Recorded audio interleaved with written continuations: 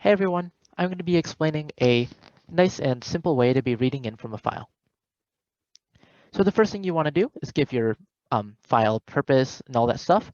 This one's going to be given an input file, which you pass in as a parameter. You want to output every word in that file. We're going to want to start with our includes. We're going to want to start with our int main. And now we're going to start off with the interesting stuff. We're going to create an instance of the ifstream class. This one's called FileStream. If stream standing for input file stream, so I'm going to call my object file stream. I expect an argument in the way that I'm writing my program, so I'm going to say if my argument count is not equal to 2, we have the incorrect number of arguments, please rerun, and we can do an exit failure. We can start off with a string file name where it's argv1. That's just going to be getting our file name, and then we're going to try to open that file. We need to check if the file succeeds in opening. Maybe we don't have the file in the current directory. Maybe the file doesn't have the correct permissions. So if it's not open, we can say it failed to open and another exit failure. We'll use a string word here. We're going to be using word to read every single word.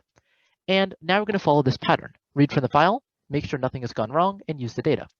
If we skip steps 2, imagine we have some loop which just does 1 and then 3.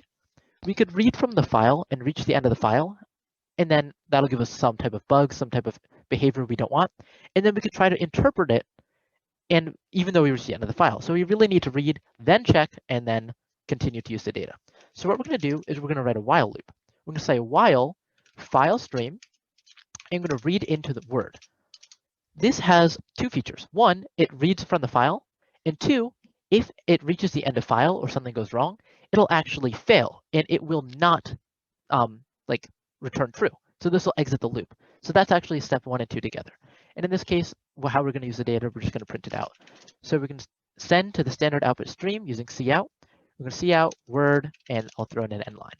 So now I can close my function. You can see the whole thing here. I'm going to save, and I'm going to compile. So Clang++, this is called simple IO.cpp, and I said I'm going to call it test. And I can run /test. I have a file here, sample names. We have me, myself, Ellis Brown. We've got Spencer and Mark Sheldon. So I'll get rid of the new line so you can see that it still works. I'm going to run this here. I'm going to do /test with sample names.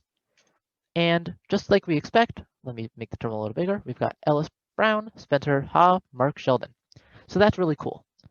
Something you will notice is if I put a ton of spaces here, maybe make this look a little weird, it doesn't actually matter. I'm going to rerun this program.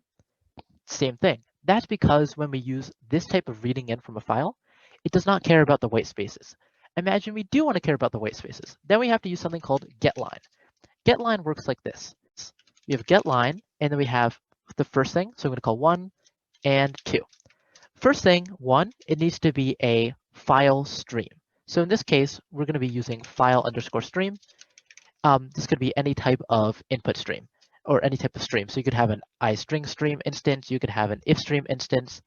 Number 2, we're going to be having a string.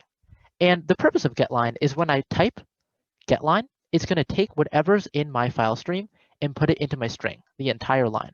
So it should put this entire thing into this string. So what I'm going to do is I'm going to write my while loop that reads the whole thing. So while getLine, and then I'm going to have my file stream and my word.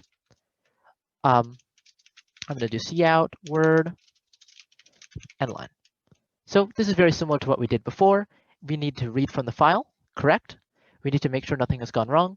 This entire thing will evaluate to false if it reaches the end of the file. And then 3, we need to use that data. So I'm going to go ahead and compile, and I'm going to go ahead and test. And look at that. We have all the needed spaces.